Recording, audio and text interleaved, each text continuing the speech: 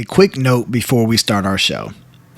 This episode was recorded not long after the murder of George Floyd and the nationwide protest that ensued. In the wake of these protests, the United States is faced with a pivotal decision-making moment that is long overdue. Will the political, corporate, and institutional power holders honestly confront the history of racism that has plagued this country for centuries? Or will it continue to attempt shallow solutions that only temporarily placate the disenfranchised and oppressed? As host of Give 'em the Business, I have long advocated that Black ownership of business is a critical path towards controlling our destiny in America.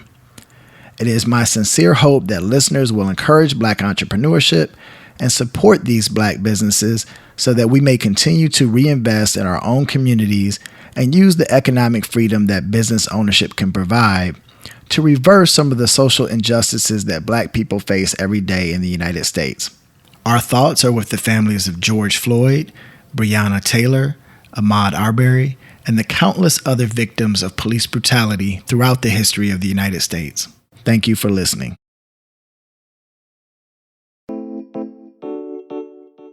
I slept at the front gate of Spelman College in a shanty that we made, right? Protesting. We protested to get the Coke machines off of the campus because they were supporting the apartheid effort. So those are things that I don't think I would have experienced in other places because I would have been that only voice. And I don't think that I had the strength at that time to be the only voice standing up for those issues.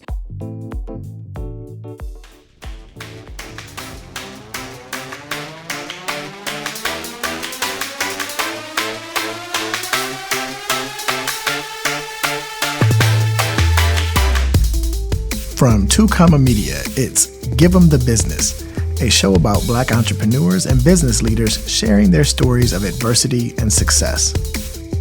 I'm Troy Evans, and on today's show, my guest is Adrienne Lance-Lucas, founder of Inheritance Capital Group.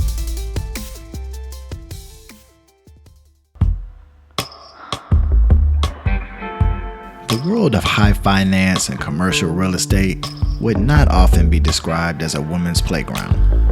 It is often filled with locker room talk, cutthroat competition, and exclusionary practices that keep women from entering the industry. Compound that with race, and you almost never see a Black female executive dominating in the space. But that didn't prevent Adrienne Lance-Lucas from following her carefully laid out plans that would lead her to the world of private equity, pension fund investment, and big box real estate deals. That plan started far from where she would land, a place currently more known for its turmoil than its ability to produce confident Black businesswomen. Adrienne's journey started in the small town of Wayzata, Minnesota. So, a lot of people will say Minnesota is a great place to be from. And I grew up always thinking that. So when you think about being in Atlanta now, it was predominantly white in Minnesota. It's the complete opposite when you think about Atlanta. And I am one of 5 children. And we grew up in a town called Wayzata, which it's a lake community and middle-class family. But there weren't people that looked like us. The majority of the folks that attended my high school were either ex-athletes for the Minnesota Vikings, and there was our family and very few others. And so growing up there, the schools were fantastic, and I think I developed a better appreciation for having been from Minnesota the older that I became. But growing up there, it was tough. It was tough, especially for being a Black woman and trying to grow up there. For the boys, it's very different. Minnesota has a very high interracial marriage rate. All 3 of my brothers are with Caucasian women. And so for my sister and I, it was extremely difficult because the culture did not receive us in the same way that it did the boys. And so, growing up, my parents were always telling us, be better than the rest if you're going to stand out and achieve something. We were fortunate in that my father, although he served in the military for a while, we landed in Minnesota when he got out of the service. And in doing so, he became an entrepreneur. So that was actually our first real introduction up front and close to what that life would actually be like. But I enjoyed the opportunity. But again, I would echo saying it's a great place to be from. Right, exactly. Especially if you're comparing it to Atlanta, right? Absolutely. So you mentioned that your father was an entrepreneur after he got out of the military. And that's a rare thing for young black children to be able to see up close and personal, a little bit more now than in the past. But what was that like, being able to witness him participate in the entrepreneurial endeavor, and did that influence what you wanted to be? Absolutely. So seeing my father go through the process definitely impacted us because we had the opportunity to see both sides. So when we lived in Texas, he worked in corporate America and then decided to come to Minnesota. He was hired by a man named Percy Ross. And a lot of people may remember Percy Ross. He was a multimillionaire, but his name was synonymous with philanthropy. And so when I looked at him and him bringing my dad in to run his company, there are a couple things that really stood out. Number one is that Percy Ross went into business as an entrepreneur because he wanted his legacy to continue for his kids.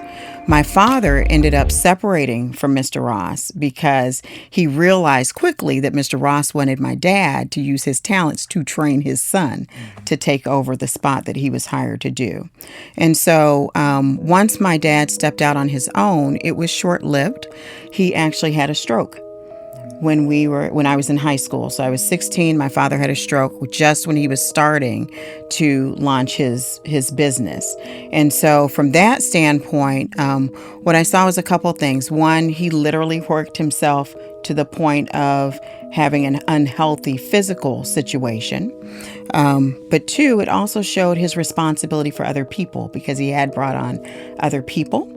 And three, it also brought us closer to faith just as a family and wanting to see that happen. And it has strongly impacted me because I get a lot of those same traits from my father in terms of being, some would call it a workaholic. I just say you're super passionate about what you're trying to do and accomplish, but also having a strong faith on what you should be doing in your business and probably what you shouldn't be doing, when to partner and when to separate. And so I'm thankful to having had that example.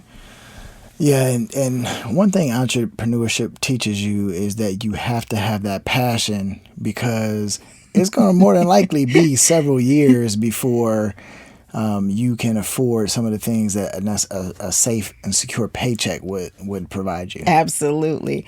And I think when you think about it, when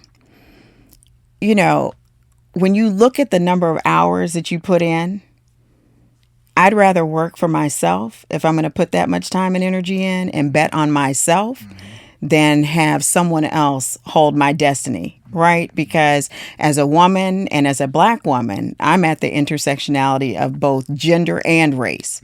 And so to go into a corporate environment and have them tell you when you're ready to be promoted, control how much money you're going to make, that just has never been really my personality. And it really does come from what my dad taught us, because it was always about there are only so many hours in a day.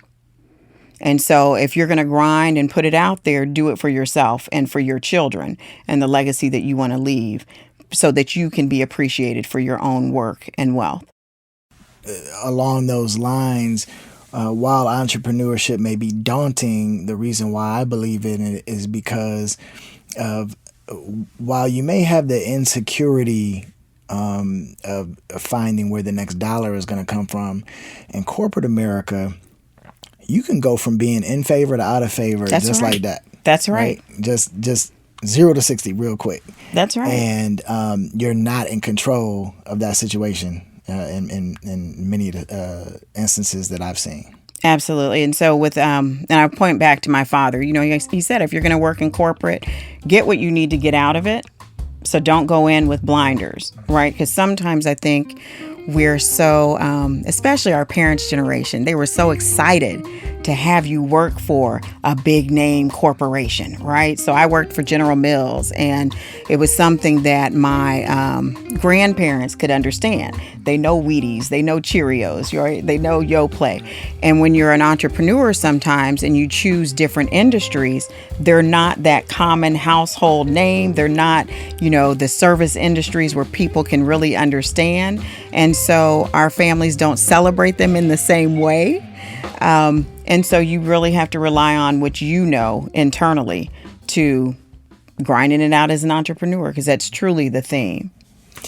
Yeah, it's often a lonely road to get there. It's not a lot of support along the way. It is. So you were in Minnesota, great place to be from. Right. And decided to leave there and go to Spelman? Yes. Is that your first venture away from Minnesota? Well, my father was in the service, so we traveled a lot. But I will say this, I was not really excited to attend Spelman. My mother is from Georgia, and she said if I have daughters, they will go to Spelman. I, like most young people, when it comes to college, you're following your peer group. And a lot of my peer group went to school in the Northeast.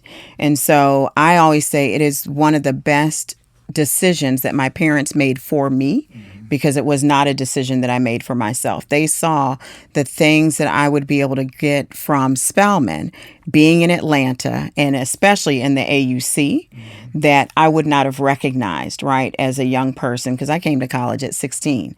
And so I'm glad that they had the foresight and forethought to say, regardless of what you're talking about, our money is going to Spelman College. Right. And I wish that more parents did that today, because our HBCUs need that talent. They need that extra nurturing that exists in our communities, because it actually is where I launched my entrepreneurial spirit. Mm-hmm. So being at Spelman, because my parents were not big proponents of paying me, giving me money to travel to see all the other HBCUs, but I wanted to do that, right? Especially being from Minnesota, I wanted to see what else was out there.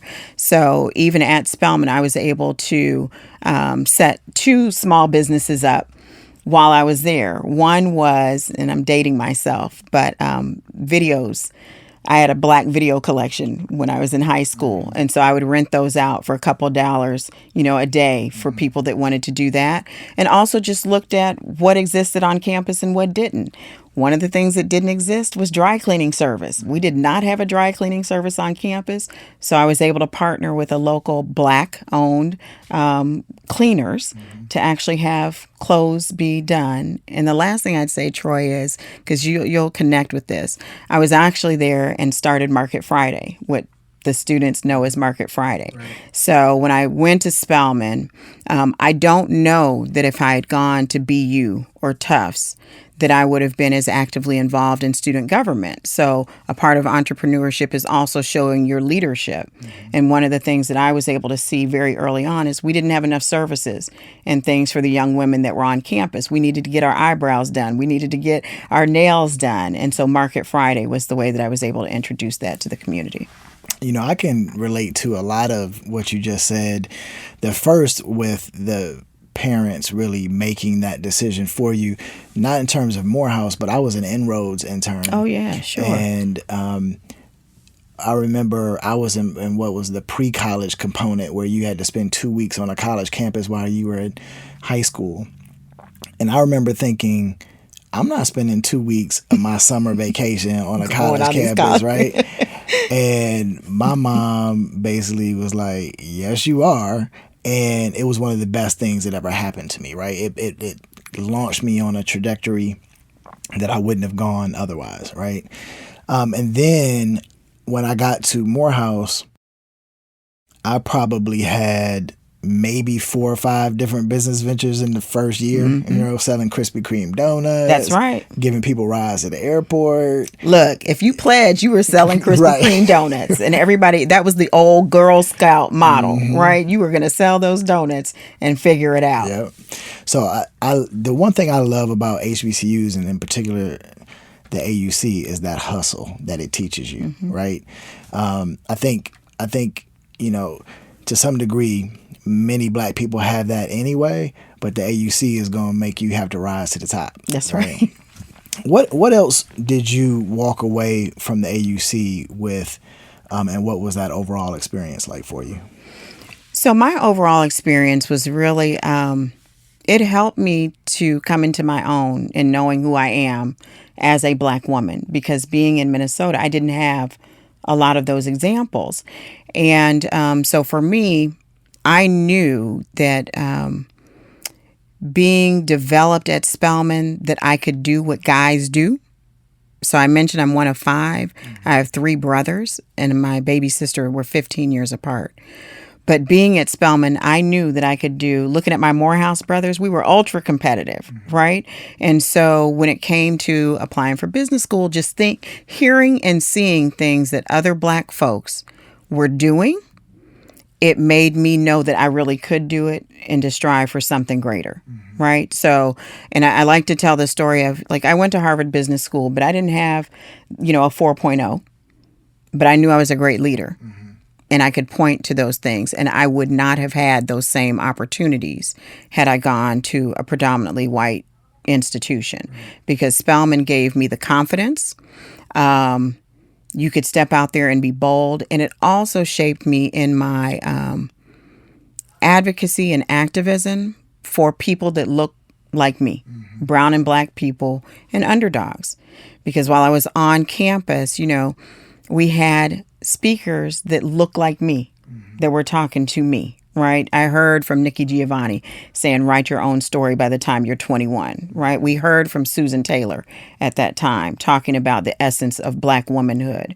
And we also saw, similar to what students are seeing today, Mandela was incarcerated. I slept at the front gate of Spelman College in a shanty that we made, right? Protesting. We protested to get the Coke machines off of the campus because they were supporting the apartheid effort. So those are things that I don't think I would have experienced in other places, because I would have been that only voice. And I don't think that I had the strength at that time to be the only voice standing up for those issues. So that's really what I got. There's nothing you can tell me that I can't do if I really want to do it. Having gone to school, not just at Spelman, but in the AUC. Right. I remember when I got there, they were protesting Somalia on the campus. And I remember walking around thinking, like, I am living in school days right now. That's right. Right. That's right. It was a wonderful feeling. And it was one of the best decisions I ever made in my life. Absolutely. So freshman year when we came in, they had the march on Forsyth County. So I remember, even though I've traveled a lot because of my father's profession, I was never so frightened than here, going to Lenox Mall and having somebody call me a nigger, right, with a Confederate flag, just walking from the MARTA to Lenox Mall. But it also gave me the courage to want to go march on Forsyth County, not knowing really what we were getting into. But those are not experiences that I would have received had I not been at Spelman. Right. And so you go through this completely unique situation and circumstance and your college experience, and then you decide to go back to Minnesota after going through that. I did. What led to that decision? So I wanted to, I wanted to be an investment banker. Okay. But because of family circumstances, right, my father had a stroke right when I was in high school. And so I needed to go back home and spend some time with family. But in addition to that, I knew that I wanted to attend Harvard Business School. And my family is not rich. We were middle class. But my father said, we'll pay for your undergraduate, but after that, it's on you. Either you get married or somebody else is going to have to take care of this. Right. And so going home to General Mills, they had a finance rotation program. And at that time, it was general management and helping you truly understand if you were running your own business, right, being responsible for a P&L, you were going to each major division to understand how things were done. And so being at home, close to family, 2, wanting to save money because I knew I wanted to go to business school. And then 3, getting proper training so that I could eventually go off on my own because I knew I wanted to be an entrepreneur, but I knew I needed additional training. And so what did you take away from your experience at General Mills that proved valuable later on, but then also kept you on that journey and didn't keep you or didn't lull you into, I should stay in corporate America? Yeah, right? I was not lured by that. So again, it's looking at numbers, right? There were not, Mark Belton was the highest ranked African American at that time.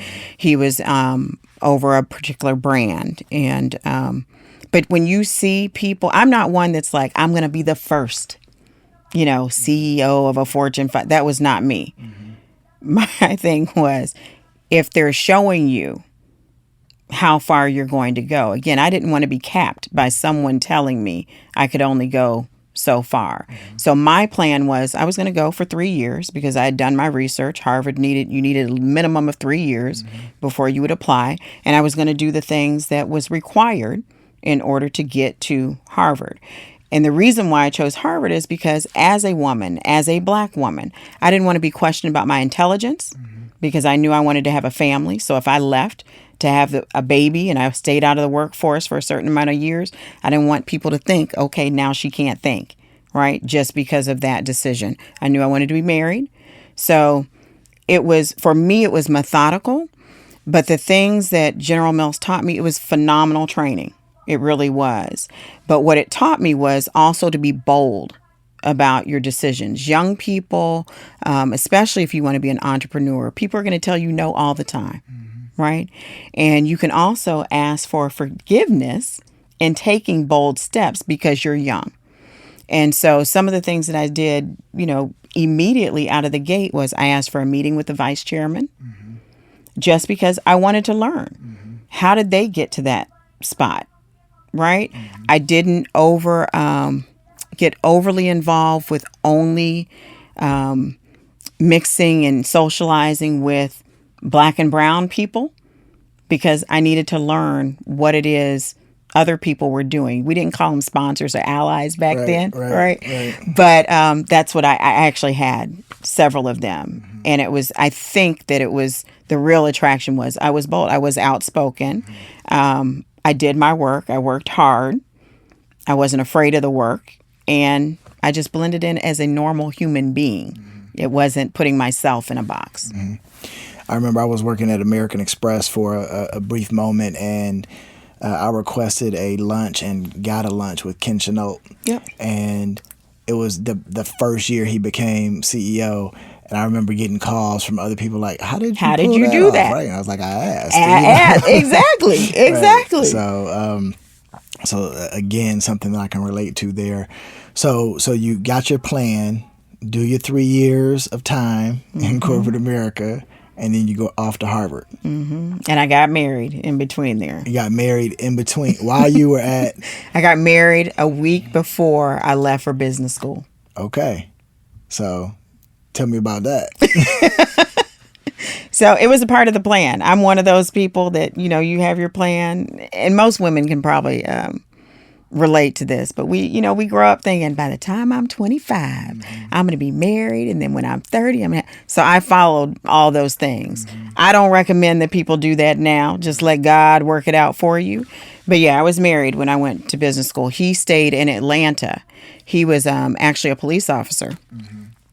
And I went off to business school, and, I would come back every other week, if you can imagine that. So if people, the rigor of an HBS education, dealing with the case studies and all that and needing to work in teams, it was taxing, but it was something that I needed to do because I wanted to be a good wife.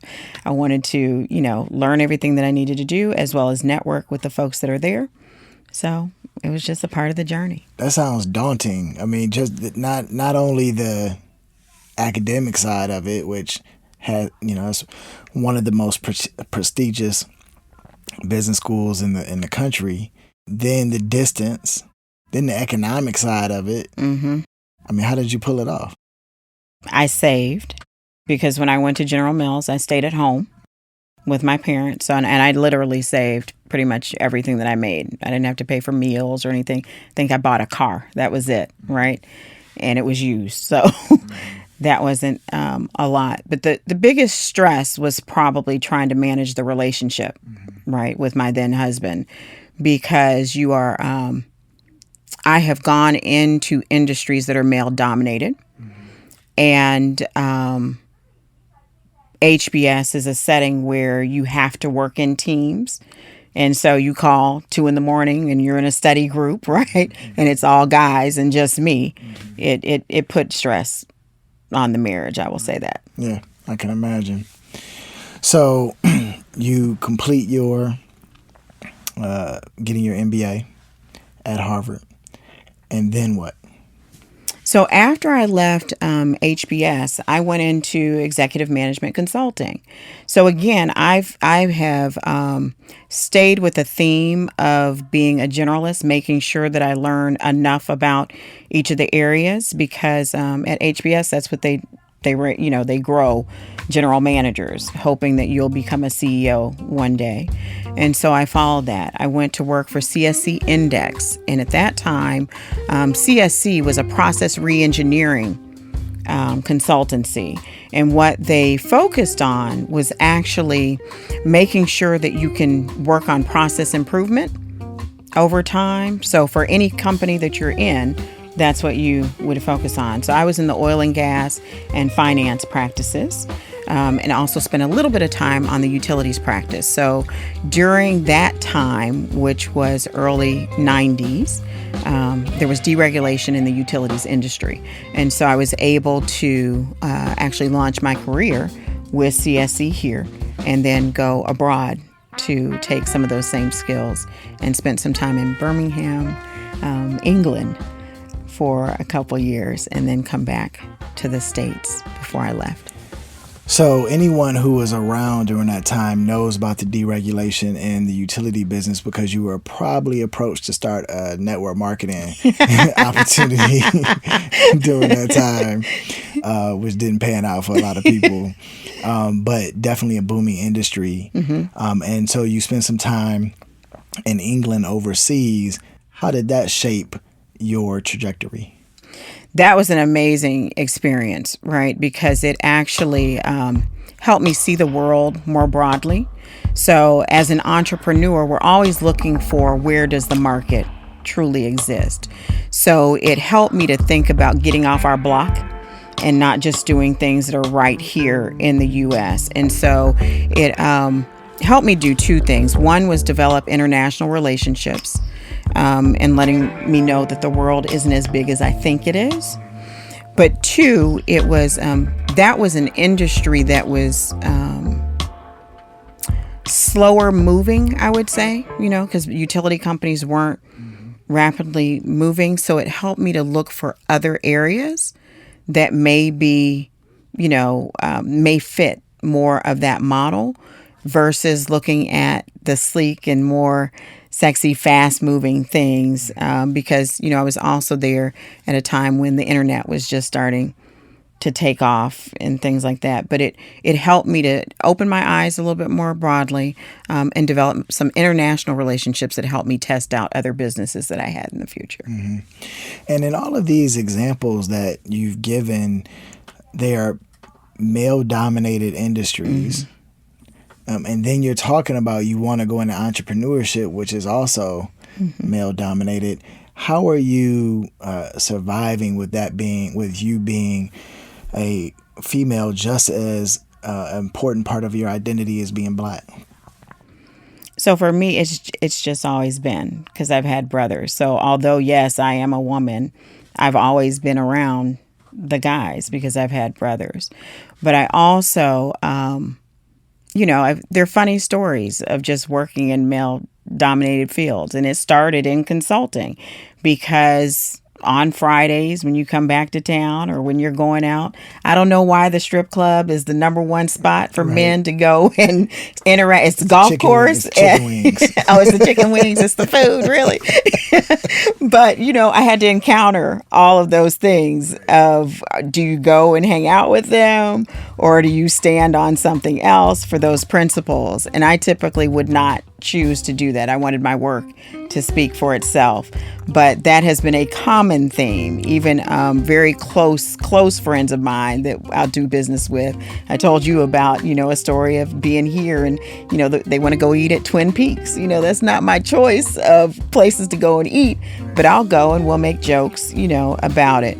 So as a woman, I think that I've always just stood by, the work that I do and what I can bring to the table, and not being extremely offended by the way that men interact, because they're men, we're different.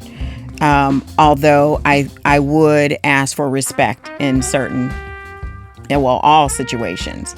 So there was never a time where I felt violated by that, right? And I would make some comments back to them about the differences between the genders. And so I think my primary aspect was just focusing on the work. That's interesting that you say that, because I don't drink. And, oftentimes when you're doing business deals, it's in a social setting where drinking is the norm. Absolutely. And I think that's me trying to find creative ways to overcome that obstacle was difficult. And that's kind of optional, not my gender is the obstacle, right? That I'm trying to overcome in terms of being accepted and whatnot. So I have to imagine that that's something that was probably, led you to being very innovative and creative. Absolutely. To get around the obstacles that were being presented. True. And it's also, we talk about superpowers now. Being a woman was my superpower. I was always going to get the attention because I was the only woman in the room, right? So you couldn't ignore the fact that I was there. If I had something intelligent to say, typically that led to other conversations. So I viewed it as an asset versus, some people may walk in and they're intimidated and they view it as a weakness. I never viewed it as such, ever. After the break, how does Adrienne transition her success in corporate America to the world of entrepreneurship? I'm Troy Evans, and you're listening to Give 'em the Business. Give 'em the Business is sponsored by Bloodline Products, a leading provider in custom horse racing apparel, branding, and gifts. You can learn more about Bloodline Products at bloodlineproducts.com.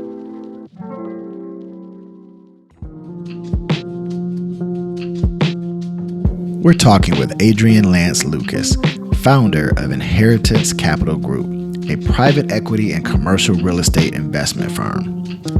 To this point in her career, Adrienne has followed a carefully constructed roadmap that led to much career success. However, she's getting ready to change course and take the leap into entrepreneurship. Is she ready?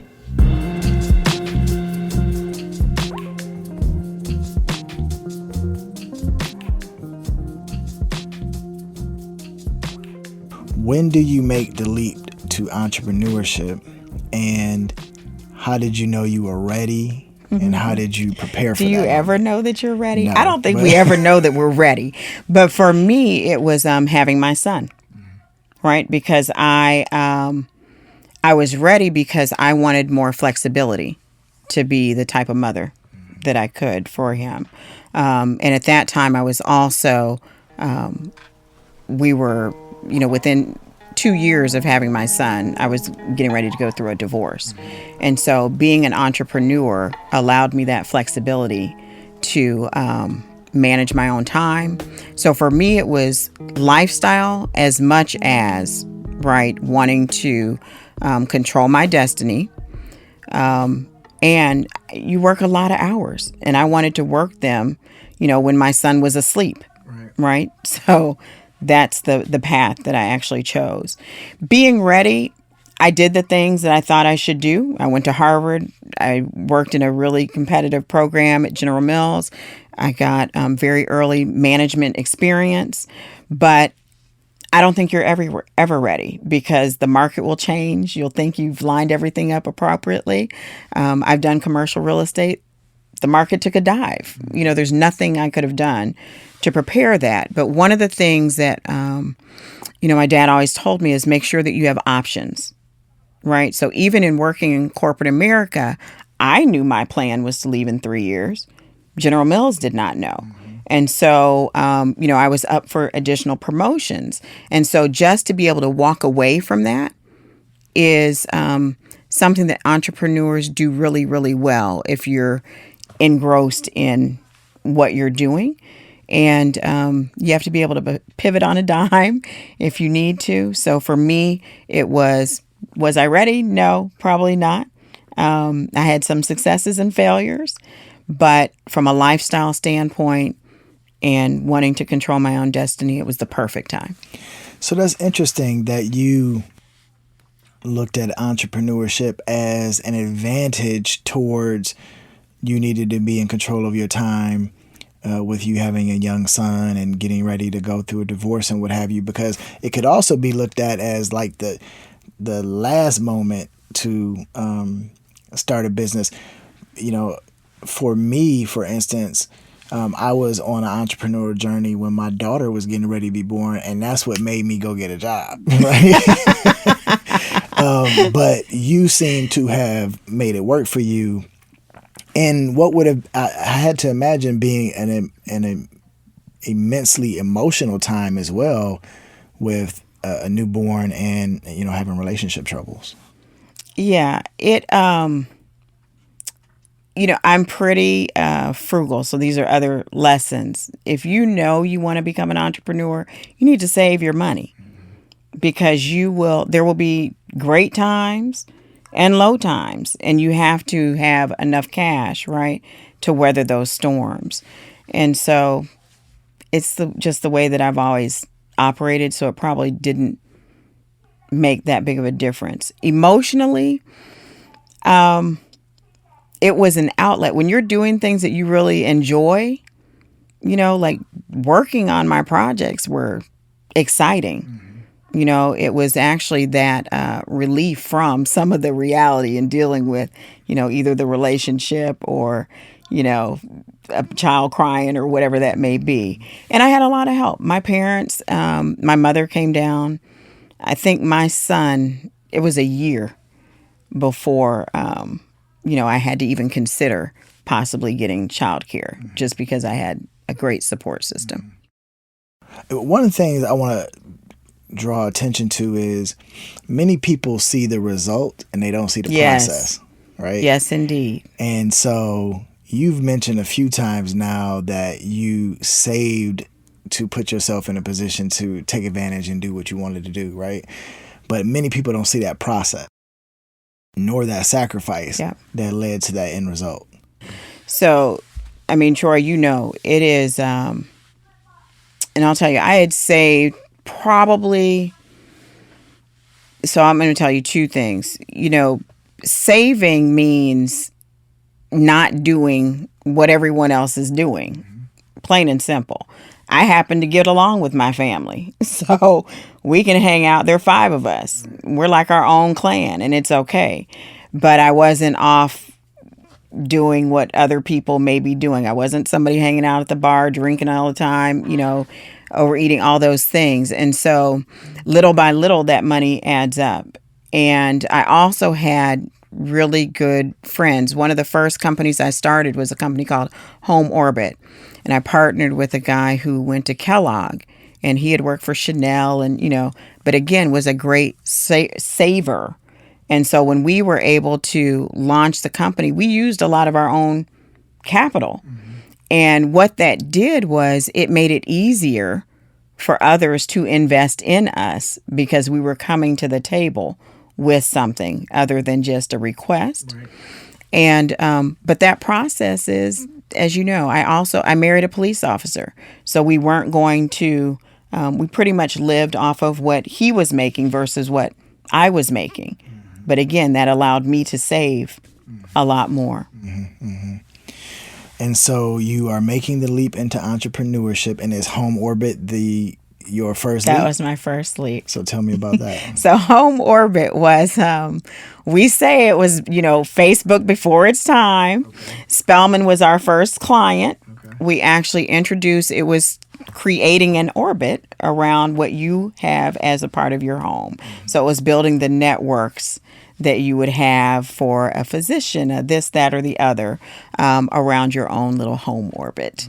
And we raised, that was my first introduction actually to private equity, because we raised capital and we were able to sell. We didn't lose money, but we didn't become, rich, right, by any means necessary. But it taught me all the steps that I needed to actually take those next steps as an entrepreneur. So I was able to do Home Orbit, and then stayed in finance, became a vice president of a company called Home Bank that was here, and we did home loans. And that was my first introduction in getting into this housing market on the origination side, before actually launching and co-founding Inheritance Capital Group, which was at its peak over $200 million in assets under management for commercial real estate. So you just covered a lot of territory. Yes, I did. You just went from you saved up some money to you got $200 million in assets under management. Yeah.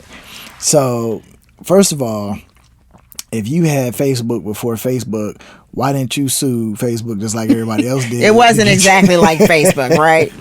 Right. So, okay, so you raised, how much money did you raise to launch that? So we raised $2.5 million for that. Okay. So that's a big first. It was big back then. Gate. Raise.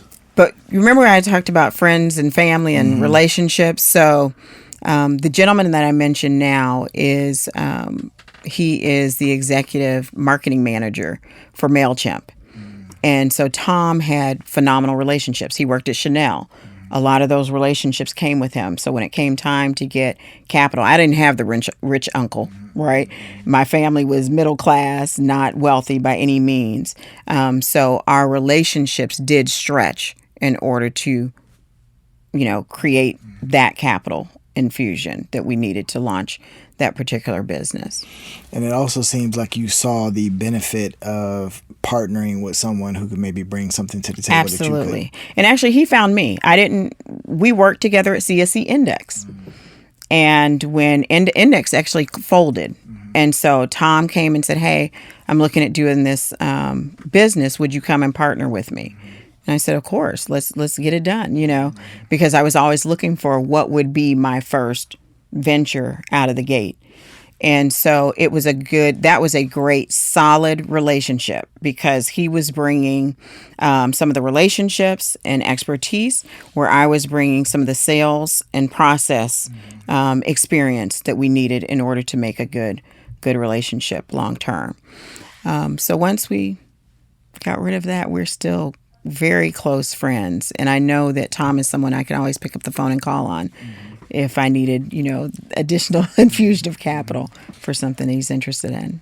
And so to exit, most entrepreneurs don't have the benefit of having even just an exit out of the first one, even if it was a break-even exit, right? Normally, you take your lumps on that first one or two tries, and you have to regroup before you can go at it a third or fourth time.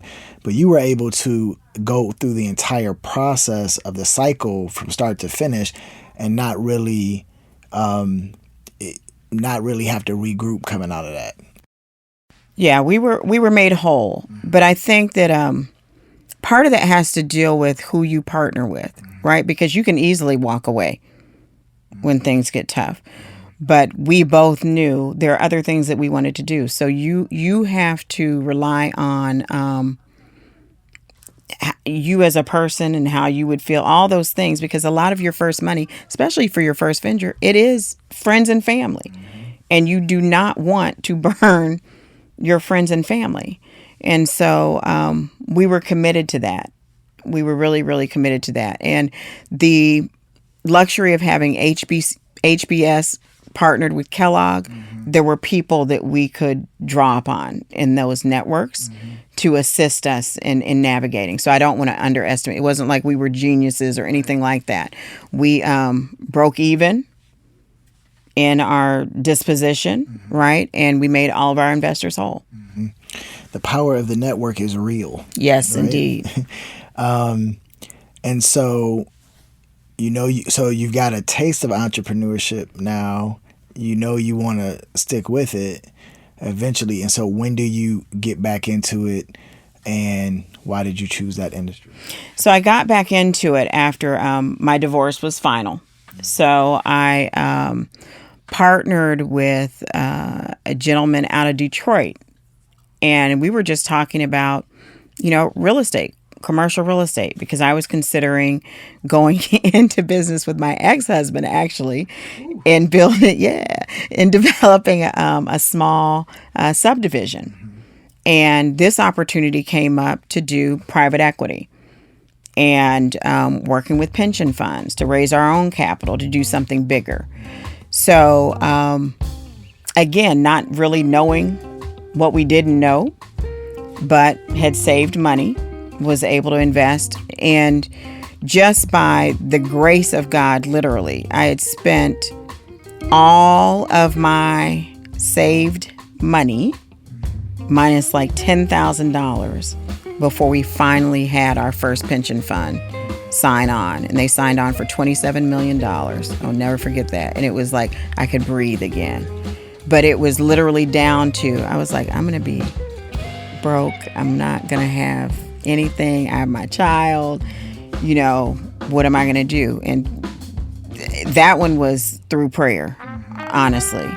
The partnership was, we did commercial real estate, big boxes, corporate sale leaseback. So again, very steady income to pension funds. And one of our advantages was that a lot of pension fund managers don't look like us, but those making the decisions on those pension funds, they do. They're general city employees, they're police and firemen. And so being able to tell the story of how we don't have those rich uncles either, but would be good stewards of their money, that helped us get through the door in the final hour. That's amazing, because I could definitely see how, having a rapport kind of right off the bat based on looking like someone that you're, engaged with in business is going to give you an advantage there. But then at the same time, I could see how, you're not asking for chump change, right? You're asking for some serious dollars. Right. And one thing I've noticed that I wish more Black professionals would do is take the game-winning shot when they have the ball. Meaning, you got hired to take that shot. Right. But you need a three, but you're taking layups instead, right? Right. And so they often are not willing to take the risk of betting on a new startup private equity company, because they equate that to some personal consequence for themselves, right? How did you alleviate that? Yeah, that's a great question, because one of the things we do your research. That's one, right? So there was the reason why we spent so much money, literally, was trying to follow that traditional path where you go to all of the conferences, right? For pension fund, all these different things that you're supposed to do. And again, it came down to relationships. My partner was from Detroit, grew up with most of the people that were in the city, and I brought the pedigree and experience. He brought a lot of the relationships to the table. And so we could easily show in what we were doing in the alternative investment class was mailbox money for them. A lot of other emerging managers were going to the table with very speculative investments, right? We weren't saying we're going to build something new. We were saying we're going to buy an existing asset. it's already income producing. So that's automatically going to be giving you money to your pension fund, which you desperately need to make sure that pension funders, actually receive that income. And so strategically, it made sense. That story made sense. So it was less of a risk for them to take a chance on us than what some other managers may have been bringing them to the table at that time. But it took 18 months. Like I said, it wasn't an overnight, we'll take a chance on you. The other disadvantages that we had, in addition to being black, because just because you're black and other people are black doesn't mean that they're going to trust you, right? But we were also looked younger than we weren't that young, but we looked younger than the 68-year-old white man that's coming in to also do his pitch, right, on in that pension fund meeting. So I think for us, it was staying steady and consistent with all of the networking that has to be done, because pension funds, it is all relationships. Rarely do they just look at the pitch and say, that's the one to go with. So it's nurturing those relationships. And over 18 months, we were able to finally get it done. And $27 million, although it sounds like a lot, that's very small. A lot of other commercial real estate, the big guys are $1 billion plus. We capped out at $220 million, which for us, it was nice, but there was a whole lot more that could have been given. And did it start to snowball with that first $27 million? Did it start to come easier? So it did start to come easier, but you also saw our money came primarily from Detroit, and so you saw a shift in the city government. So Kwame Kilpatrick was the mayor during that time. You had a lot of pensions that were under pressure because of corruption scandals, et cetera, that took place during that time. And so for us, I think all black emerging managers were painted with one big brush that we're going to get rid of the black emerging managers as we go through this, tumultuous time. So that's where we actually ended up. We took a step back. It was difficult to get money from other places after what you saw happen you saw it in New Orleans and you saw it in Detroit. And so $200 million in assets. How long does that venture last for you, and what is your exit out of that venture? So our private equity fund was 7 years with 3 one-year options, so a total of 10 years. My partner and I actually dissolved our partnership. He ran into some challenges, and so I ended up getting a new partner to buy out their piece and then just disposed of those assets last December. And so I know that you've been doing a lot of other ventures, right? While that was going on. So talk to me about what else you're involved in. Sure. So I mentioned that my entrepreneurship is focused on lifestyle and controlling my own destiny. And so one thing about the private equity world that allowed me to do was look to other passions. And my people are my passion. And so working with historically black colleges and universities was one of the things that I wanted to do. And so I also have a consulting firm, Lance-Lucas Associates, and we specialize in implementation partnership with our HBCUs, because one of the things that you will see, anyone that's ever hired a consultant, they leave these great documents, right? They tell you all the great things you need to do. But the reality is most organizations can't do it. They have limited resources, limited staff, and limited capital to get it done. So we're the firm that actually becomes the extra hands and feet and expertise to implement the visions that some of those institutions have. So I launched Lance-Lucas and Associates in 2002 and worked with some of our top tier HBCUs on capital campaigns, helping them with their fundraising development to execute the visions that they have. And of course, starting in the AUC, right? That's right. Okay. Just check. Spelman and Morehouse were into my top 2. And now, when you're talking about those consulting leave behinds. Did you ever watch the Showtime show with Don Cheadle, House of Lies? Yes. Right. That's what immediately Yes. I went Yes. to. But you Yeah. wasn't in that ilk, right? No. I'm the good guy. Right. You're the good I'm the woman. good woman. Right. So, I wanted to circle back though to, I don't want to let escape, from us in this conversation what's going on in the world right now.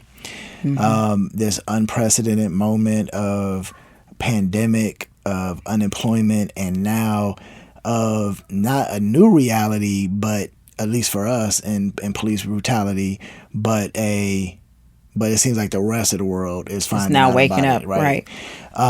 And it was sparked. I would like to say the straw that broke the camel's back in Minneapolis with George Floyd's murder. Coming from Minnesota, what are you feeling? And how is this time shaping you as a business person, and where do you think we're going? So, coming from Minnesota, I was hurt, really, really hurt, because no one should have to encounter that. So I felt it just like you've heard of other people on TV. My son is 21. I was married to a police officer. I grew up in Minnesota, so all the things that were shown are close to hit close to home. I was actually home during that time visiting my mother, and seeing the city on fire based on that outrage, but also seeing images on the local news. They were not black and brown people that were setting things on fire, right? So I was like most of the world, lots of mixed emotions because of I knew the work that had been done in Minneapolis in that area of town to get a Target set up and have green space and all these wonderful things that you see there. So that part of it was hard. As an entrepreneur, I was also, I think back on Rodney King, right, and what happened there. And when you talk to folks in LA, how black business owners were protecting their establishments, and people in the community knew not to burn down that one, if you will, right? And so as an entrepreneur, it makes me think more about the need to amplify the number of black businesses that exist, because we don't, you'll go to Midtown and you'll see a flag in the window that lets you know that they are either owned by someone in the LGBTQ community or that they welcome them as patrons. There's no African American flag in any window. It's almost like we're being hidden from the businesses that we have and what we've done. And so I'm hopeful that that will change. One, you're seeing it in corporations wanting to partner and, stand beside different businesses, but I hope that they take that all the way down to their diversity vendor programs so that it's more equitable. Because if you are serving black and brown people and we're still sticking to these, I don't know where they come up with these percentages from, right? If it's 10% or what have you, that may not make sense based on the demographics that you are marketing to purchase your product. So I'm hopeful that this is the time to have different conversations about wealth in our country and how black businesses can play a larger role in making that happen. What would you say to the would-be black female entrepreneur who's got an idea right now and is listening to your story and getting ready to make their next move? So I would say for the would-be entrepreneurs, make sure that you are built for this life. Mm-hmm. Because I think sometimes we glamorize entrepreneurship. Mm-hmm. It's not glamorous. I've said it multiple times. It is a lifestyle. You are choosing to give up certain things, right? Whether it's delayed gratification, whether it's time with your family, unless you can build in your business to where your children, your spouse can participate. So I would say first, tune into that because it's not built for everybody. And the second thing I would say to those entrepreneurs, if you are and you think that you're ready, don't question it too much. Go out there. And if you're younger, you don't know what you're missing. You haven't made a lot of money yet. So go ahead and take the risk. Because it is probably the most rewarding thing that you will ever do in your entire life is to be able to be responsible for other people from a payroll standpoint, to provide an example for your legacy, whether it's just your children and your family, and to be that example in the community so that you can, hopefully one day be on Giving the Business with Troy, right? And share your story. Yeah, I like that. Don't wait. As they say in spades, study long, study wrong, right? That's right. That's Adrienne Lance-Lucas, founder of Inheritance Capital Group.